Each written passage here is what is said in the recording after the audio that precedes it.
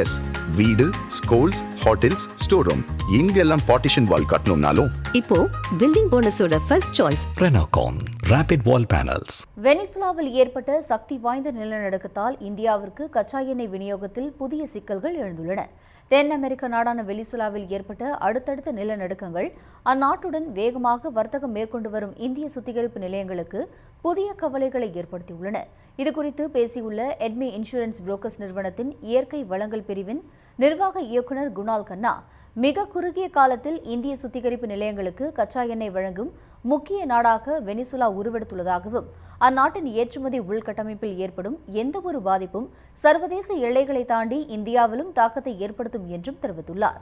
நிலநடுக்கத்தால் எண்ணெய் சுத்திகரிப்பு நிலையங்களுக்கு நேரடி பாதிப்பு ஏற்படாவிட்டாலும் மின்தடை, போக்குவரத்து துண்டிப்பு மற்றும் துறைமுக கட்டுப்பாடுகள் காரணமாக கச்சா எண்ணெய் ஏற்றுமதி பல நாட்களுக்கு தாமதமாகலாம் என்று தெரிவித்துள்ள அவர், வெனிசுலாவின் முக்கிய சரக்கு போக்குவரத்து நுழைவு வாயிலான லா குவைரா துறைமுக பகுதியில் அவசர நிலை பிரகடனப்படுத்தப்பட்டுள்ளதால் கப்பல் கட்டணங்கள், தாமத கட்டணங்கள் மற்றும் கடல்சார் காப்பீட்டு பிரீமியம் ஆகியவை கணிசமாக உயர வாய்ப்புள்ளதாகவும் கூறியுள்ளார்.